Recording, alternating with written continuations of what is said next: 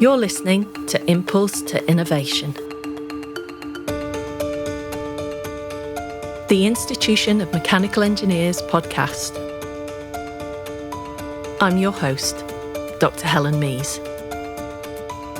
As a global community of mechanical engineers with over 120,000 members in 140 countries, the Institution of Mechanical Engineers has been at the heart of the engineering profession since 1847. The institution's mission is to improve the world through engineering by sharing the latest news, views, and insight into the creative world of technology and the people that make it happen. What if we could generate the power of our sun here on Earth? Sounds like science fiction, but actually the application of complex maths and physics principles in understanding how we might generate fusion energy like that powering our sun have been well understood since the 1950s and was made a reality in the 1990s right here in the UK. In the heart of the Oxfordshire countryside resides Tokamak Energy. Founded in 2009 as a spin-off, the company has long and distinguished roots in the UK Atomic Energy Authority's early fusion research at Culham. Today, they are leading the way in developing a truly commercial fusion energy supply, which has the potential of radically changing how we not only generate energy, but how we use it in the future. The Tokamak team is over 160 strong, and is both a global and multidisciplinary community of scientists, engineers, technologists, and commercial experts. The IMechE recognised the value of the work Tokamak Energy were undertaking in 2015, when it became one of the first organisations to be supported by the institution's Stephenson fund. In this month's episode, I speak to Tokamak Energy's CEO Chris Kelsall and Senior HTS Magnet Development Engineer Greg Brittles about why fusion is considered such a viable energy source, the impact it might have on the green energy agenda, and about some of the innovative breakthroughs being made as a result of the Tokamak's development. I began by asking Chris if he could explain what a Tokamak is. Chris and Greg, thank you so much for joining me today. I am really pleased to have you on the show. Chris, if we might start with you with a fairly straightforward question, I suppose. What is a tokamak and where does the name come from? So thank you very much for the question. In short, a tokamak is a vacuum chamber that's surrounded by very powerful magnets, which are configured to confine a superheated torus or a ring-shaped plasma from touching its walls, which would otherwise melt. And this is designed to house and confine fusion reactions. And tokamaks represent that branch of fusion in which we aim to create net energy through magnetic confinement. The name originally comes from an acronym used by Russian scientists to describe a toroidal or a donut-shaped chamber, which uses magnetic coils to confine that plasma. And plasma is the fourth state of matter. It comprises actually 99% of the visible universe, and it takes the form of superheated gases as the most common form of matter in the universe, not solids, liquids, or gases that we observe on the Earth's surface, but it's the ideal state for enabling fusion reactions. And that's where, in that plasma, electrons are ripped away from the atoms to form what's known as an ionized gas, perfect for fusion. That sounds incredible. I didn't realise that it was a word that came from Russia or from some of that early research that was done. So that sounds really interesting. So, Greg, if I might come to you, if we could focus a little bit on the physics of fusion, as some of our listeners are not engineers, they're not scientists. So I'm guessing this is quite a tricky question, but in a nutshell, what is fusion and how does it differ from fission? Well, I always think if you can't explain it to your friends at the pub, you don't really understand it. So I'll start with the pub explanation. So both fission and fusion are processes by which you can release energy from the core of the atom, which is what we call the nucleus. So that's why it's called nuclear energy. Whilst fission is the process that regular nuclear reactors work on, which involves taking very heavy atoms such as uranium and splitting those into smaller atoms to release their energy. Fusion, on the other hand, takes the very lightest of elements, so for example hydrogen, and fuses those together to form slightly heavier elements such as helium. So fusion is actually the process that powers the sun, and it powers all of the stars in the universe. And what's going on there is that in the very hot and dense conditions in the center of the sun, the ions, which are effectively the cores of the atom, they're being forced together with tremendous force, such that they bond together and form these helium nuclei and release this energy to us. Whilst the sun has an incredible gravitational force on its side in order to create dense conditions that make this reaction occur readily, we on Earth don't have the luxury of this incredible gravity behind us. And that's why we have to use exceptionally powerful electromagnets in order to generate the forces required to contain the plasma. And we then have to heat that plasma to temperatures that are about 10 times hotter than the center of the sun in order to make a viable reactor here on Earth. The reason that fusion represents such a holy grail for energy production is that it offers us with an extremely powerful and abundant energy source, and it's produced by a method that is intrinsically safe and produces no long-lived radioactive waste or carbon emissions.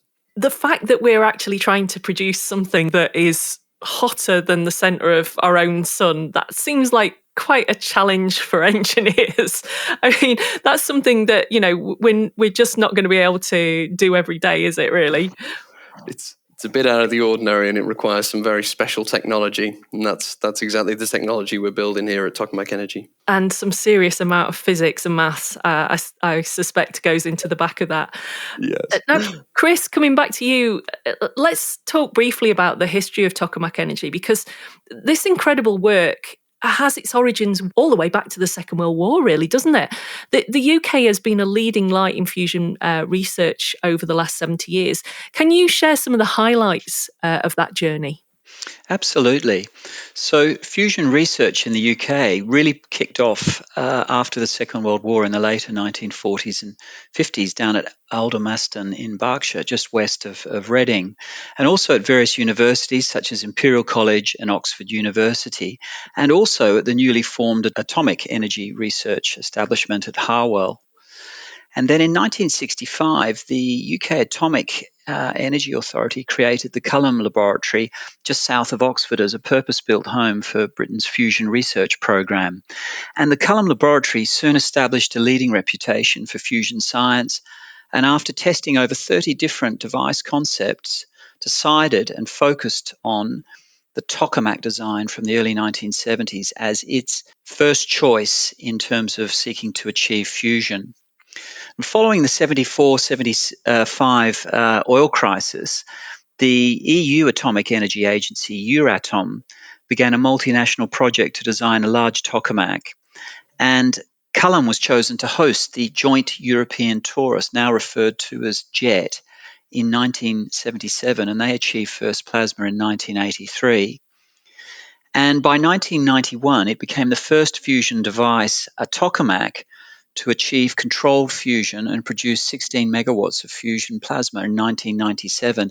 And to this day, arguably, tokamaks are the only device to have achieved controlled fusion, despite all the other versions of fusion technology that are out there at the moment. Right. And it was at that point, after 1997, that Culham elected to pivot from the conventional tokamak to a spherical or more circular, compact design, which enhanced the prospects for smaller, lower-cost fusion. And to this day, Culham remains part of the UK Atomic Agency's wide-ranging fusion energy program. And it was from there that Tokamak Energy was spun out in 2009 by the three co-founders of Tokamak Energy, Alan Sykes, Mikhail Gryaznovich, and David Kingham. So we've got about a 13-year pedigree as a standalone entity. That's an amazing journey that the business has been on from those early days right through to the present day. I remember visiting Culham actually way back in the early 90s on an IMechE visit. And I think you mentioned the organisation was working on the JET project at the time, which if I remember rightly, was about the size of a small house. I'm guessing that the design of the reactors has moved on significantly since then. So could you give us an idea of the kind of the size and construction of these fusion devices, these vessels that you're working on today, and some insight into how these devices operate? Sure. Well, I'll give you an overview on the size and the construction, and then perhaps Greg can share some insights on operation. Very briefly, our current ST40, which has been operational over the last couple of years, has a major radius, and that's the distance between the center of the center column in the tokamak to the center of the plasma.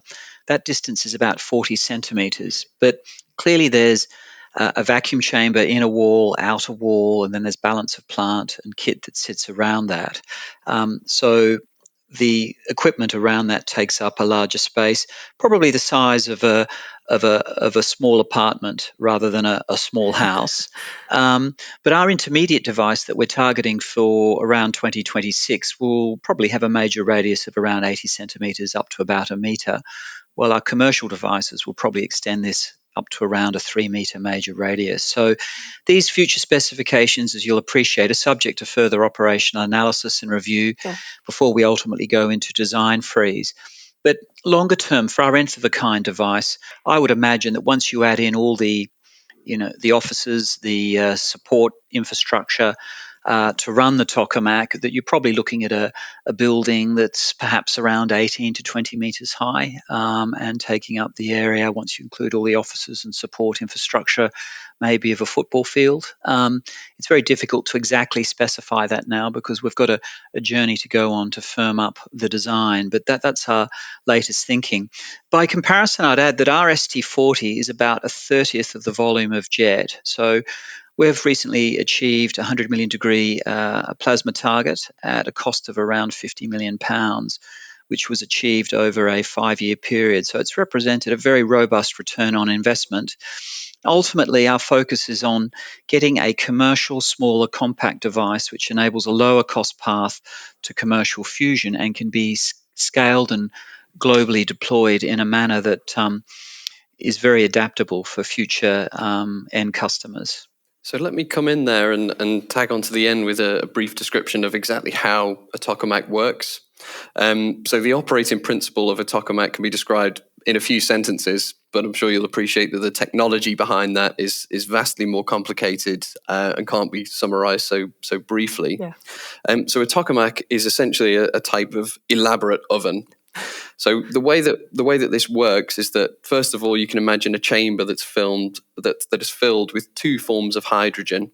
These are gases that are called deuterium and tritium, and these are heavier forms of hydrogen that simply make a better fuel than ordinary hydrogen for operating here on Earth. So the first thing that happens is the gas is turned into a plasma, and what a plasma is a gas by which the positive and the negative electric charges have become separated, which turns it into effectively a charged gas that we can control. So the way that the plasma is created is conventionally done by ramping up magnets, and this applies electromagnetic forces that separate the positive and the negative electric charges that make up the atom. So the plasma can then be controlled by very powerful electromagnets, which stops the plasma from touching the walls and also keeps it in the right shape and position inside the chamber. Next, we need to heat the plasma up to the temperatures at which fusion can occur. So this is done by several means, but essentially we inject the heat in the form of neutral beams of particles that can get inside this magnetic cage that we've created, but also in the form of electromagnetic waves operating similarly to a microwave oven. All of this action speeds up the motion of the particles in the plasma. It heats it up, raises the temperature, and in the end, the temperature range that we're aiming for is in excess of 100 million degrees, wow, which is in the realm of 10 times hotter than the center of the sun. So under these conditions, the deuterium and the tritium ions, so that's the nucleus of those atoms, begin to collide with one another. And they collide with such intensity that they're able to overcome their natural repulsion from one another and actually fuse together. In doing this fusion process, they release an energetic neutral particle called a neutron that is not confined by the magnetic field. And this is exactly what we want. So that neutron escapes from the magnetic field, it collides with the wall of the machine, which we call the blanket, and deposits its heat into those walls. This heat is then the energy output from the plasma. We can then extract it either directly in the form of thermal energy, so just pure heat energy, which is useful for a huge amount of energy needs, or it can be used to generate electricity in the traditional way by boiling water to produce steam, driving a turbine and generating electricity. That is an amazing description. It as you rightly say, it's like a cooking pot, isn't it? It's mixing all of these elements together, make this great big sort of plasma soup, and then generating all this energy. I'm sorry to make it sound a lot more simpler than you just described, but in my mind, that's how I can envisage it. It's right. Quite an exercise to go through to get all of that material into one place, isn't it? Yeah, absolutely. So for me, the key technology that drives this is the magnets. And I'm going to bring it back to magnets because I'm a magnet engineer and people like to talk about what they do. Well, I was going to be my next question, actually, Greg, because your title is Senior HTS Magnet Development Engineer. So can you tell us a little bit more about what that involves and why magnets are so critical to the operation of the Tokamak? Yeah, with pleasure. It's a bit of a mouthful, isn't it? So indeed. So here at TE, we're pioneering the development of a new type of electromagnet known as high temperature superconducting, or HTS magnets. So the goal here is to generate the extremely powerful magnetic fields that we require, and they need to be run continuously. So your listeners might be familiar with the concept of electromagnets, which usually involves wrapping a copper wire around into loops, passing an electric current around that wire to generate a magnetic field within the core of the loops. And this is how our ST40 operates at huge scale with huge bars of copper rather than wires. Yeah. And in the ST40, we're able to pass a few 100,000 amps around the magnets for a second or so. So the trouble with copper, and in fact all metals, is that they heat up when you pass current through them. People are used to the term of electrical resistance, and electrical resistance means that they generate heat when you pass a current through them. And in the end, when you take magnets to the extremes that we need them to go to, of very high magnetic fields, they actually consume huge quantities of power, and they heat up to such an extent that it wouldn't be viable to produce a full power producing tokamak with metal magnets. Right. And this is why we turn our attention to special materials called superconductors to wind our magnets from. Now, superconductors are materials that can carry exceptionally high currents with absolutely zero electrical resistance, making the ideal magnet conductor. There is a catch, however. So the catch is that these magnets have to be cooled cryogenically to extremely low temperatures to work in this way. So typically, superconductors operate at around minus 269 degrees Celsius, or a few degrees above absolute zero, which is the coldest you can go. However, in recent years, a new type of superconductor has emerged, and that type of superconductor is able to perform extremely well at high magnetic fields and so-called high temperatures, which is where it inherits its name. In reality, this temperature is about minus 250 degrees Celsius, about a balmy figure, or about 20 degrees above absolute zero. So this won't rank as high temperature for most people, but for us engineers, that's a world of difference. The question now is, why is this breakthrough so important for fusion? Well, it's now well established that the power that you can generate from fusion scales dramatically with magnetic field strength. So if you can generate very powerful magnetic fields, then you can generate more power, or if you have a certain power spec for your device, then you can make the device smaller. And by enabling these compact devices, we enable a commercial route to fusion. And that is why Tokamak Energy exists. Specifically working within the magnets team, what is our job? Our job is to develop this technology towards commercial fruition. So we need to solve the challenges of coil manufacturing, mechanical stress management, magnetic energy management, and so on. And we achieve this by building coils of increasing scale and complexity towards meeting the final requirements of a fusion device. We've been very successful in doing this so far. So we've built magnets now that have achieved world-first magnetic field strengths of 20 Tesla at the 20 Kelvin operating point that they need to work at for fusion. And we've developed manufacturing methods that work on coils of meter scale. So there's a lot of work to do, but we've got a very talented team here who are driven and are making great pace with developing this technology. That sounds incredibly exciting, Greg, that so many different engineering disciplines going into solving this problem just to get the equipment working itself. So it's not, that's a whole separate piece of engineering development, isn't it, to the actual Tokamak energy generation in its own right. Yeah, absolutely. And in fact, we've been running the magnet development program in parallel to the Tokamak program specifically for this reason, so that they can both run at full pace. And as Chris will go into later, they will come together in the next device to produce a full HTS Tokamak in our next device. That sounds incredibly exciting. I look forward to hearing more about that development in the future, and maybe Chris can elaborate on that as well. I'd like to bring you both to a point, I guess, that is a very big topic of conversation across all fields of engineering. There's an awful lot of debate going on around clean energy right now, particularly given the climate crisis that we're in. Obviously, energy sources such as things like wind, wave, and solar are getting an awful lot of attention, aren't they? Because they can provide energy for us today with technology that's readily available. So where does fusion energy sit in this green energy debate? And how long do you think it will be before we see a truly commercial fusion system? Well, renewables, we believe, have a key role to play, and clearly they're undertaking a significant amount of contribution as we speak today.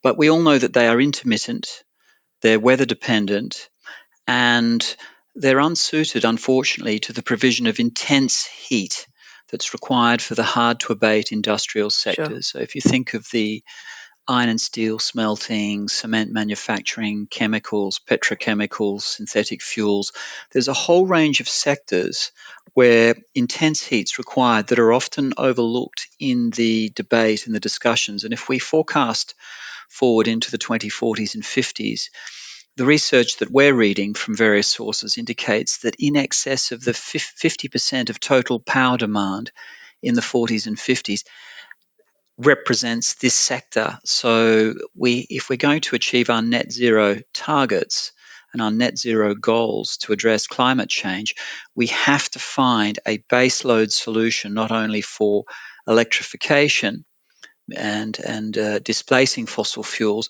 but also in relation to these carbon-intensive industrial sectors. Yeah. And that's where fusion comes in. So fusion can be that answer as a complement and a partner to other clean technologies in future diversified and resilient net zero grids. So it's not so much a question of either or, it's around finding the optimal combination in future net zero grids across a whole range of different geographies and markets, both in the electrification, also within the industrial space, but also in supporting and driving future hydrogen grids are also going to play an important part. In terms of timing for achieving a truly commercial fusion supply, we're targeting our first of a kind device in the mid 2030s and our nth of a kind device, which implies economies of scale, implies technical and cost advantages being developed in that optimal device. And we're looking for a global rollout in the late 2030s and early 2040s. So we've got a very clear target, we've got a very clear plan. It's clearly not a solution today, but it's a very important solution for our children and our children's children. It is the end game solution. It's the most naturally occurring form of energy creation in the universe, as Greg was pointing out earlier. I'm looking outside at the sun, and that's all light from fusion reactions. We are confident that we can replicate that on Earth on that timeline. It seems like a long way away, but Chris, that's a very short timescale, really, isn't it? In terms of the amounts of energy that we need and how we're going to address the climate crisis. So it's going to put a lot of pressure on you as an organisation to really drive that technology forward. Indeed, but we're very confident that we've got a plan. We're also aware that we can't achieve all those aspects ourselves. A lot of this is around being very proactive and progressive in identifying and then securing collaborations and partnerships with world-class counterparties, not only in the UK, but in a number of different countries, and being very forward-looking around where we see our strengths and where we see the strengths in others, and being smart around piecing that all together for a whole delivery platform. Absolutely. This is a global crisis that we face, and it needs global involvement from engineers and scientists and governments from across the globe as well, doesn't it? Absolutely. Absolutely. If I might take the chance to use your platform to inspire a few people, let me just tell you what a fascinating industry this is to work in, and one that I hope that those undertaking GCSEs, A-levels and degrees at this point should absolutely turn their attention to. The interdisciplinary nature of Tokamaks just makes for the most exciting environment to work in as an engineer, that you will never go hungry for interesting problems to solve, and you'll never find a more important problem to solve either. So please turn your attention to fusion and give us your skills and turn them into something extremely positive for the world. I think you both hit on a very important point, which is something that's very close to the IMechE's heart, which is education and future development of engineers. And we always sort of say that the technology that will be developed in 30, 40, 50 years' time, we as engineers today can't even envisage what that will be like. And I think what you're talking about there is just in reach. It's just in reach of these young people who are going to be the next scientists, the next engineers, the next problem solvers who are going to creatively develop this kind of technology. It sounds a very exciting opportunity. And I, as I said, I came to visit Culham back in the 90s. It was very inspirational to me then as a young engineer. I hope that, in what you said, it'll inspire a few other young people to come and take a look at fusion energy. I think that's a great way to lead on to my last question, Chris. You've been in the CEO seat now for a year, or about a year, haven't you? So how are you hoping to take the company forward in the next few years, and what ambitions for the business have you got over the coming decades? You've kind of sort of said a little bit about that, but could you elaborate on that for us? Sure. And I think the first thing that I should say is, having only been on board for 16 months, and that's only a short part of the journey of Tokamak Energy since 2009, the one thing that has struck me is the extraordinary advances that Greg and the wider teams, the plasma physicists, the engineers, all the technology development teams, the design teams, the progress that they have made in merely 12, 13 years is quite extraordinary. And at Tokamak Energy, we are focusing on combining the spherical tokamak as a cross section. It's a bit more circular. It's not unlike a cored apple in a way. Right. But as Greg alluded to, we're looking to combine that spherical tokamak technology, which we believe is the optimal combination for efficiency, for low-cost delivery of fusion that's stable and long-lasting. We're going to combine that with these high-temperature superconducting magnets to provide super strong plasma confinement and stability. We believe that this will be a very powerful combination for optimizing plasma density and the conditions for fusion reactions, and ultimately for commercial delivery. And earlier this year, Tokamak Energy was the first spherical tokamak team ever to reach the 100 million degree plasma temperatures. And that's important because that's the threshold for fusion reactions. And we've generated trillions of neutrons, which will be the future energy source, ultimately to be transferred into electrons and into heat for the industrial sector. We were also the first privately funded tokamak team ever to achieve this threshold.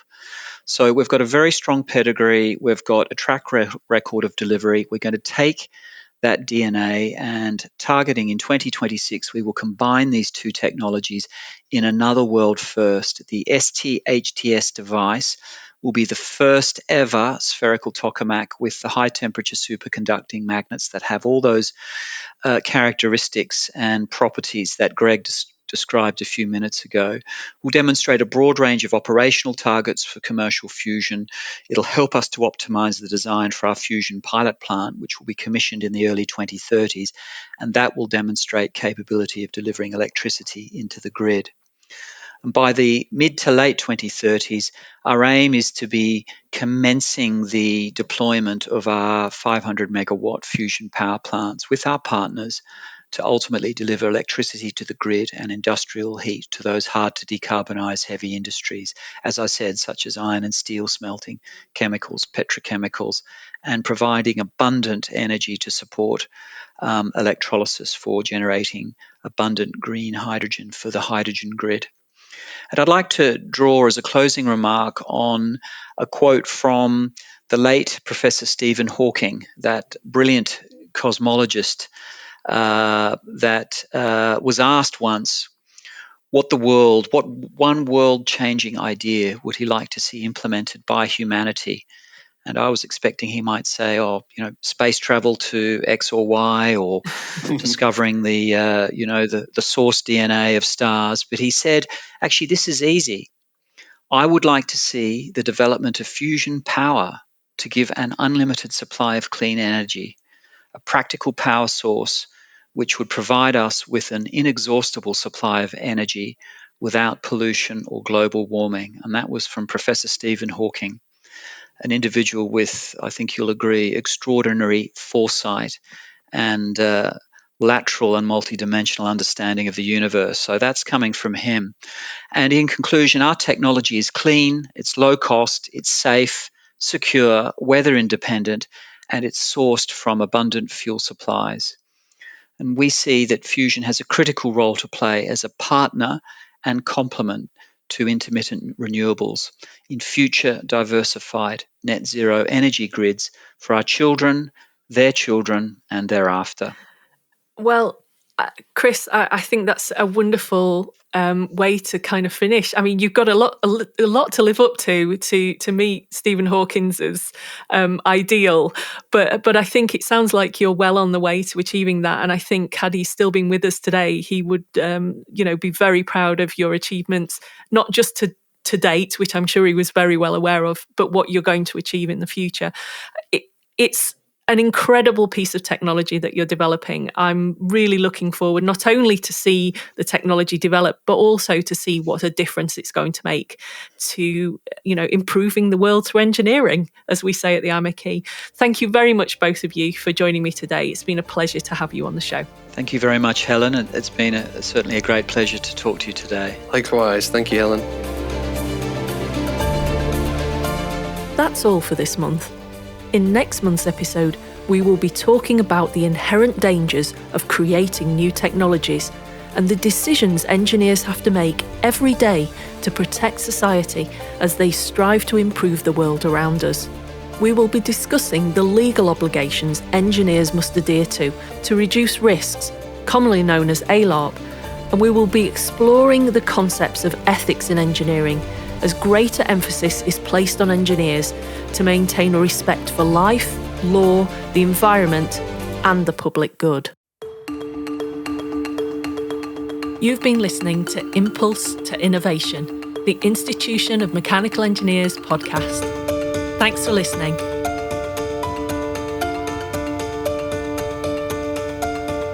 We'd love to hear from you, so if you'd like to share any news or any feedback with us, then please email us podcast@imeche.org. All the information on this episode can be found in the episode notes.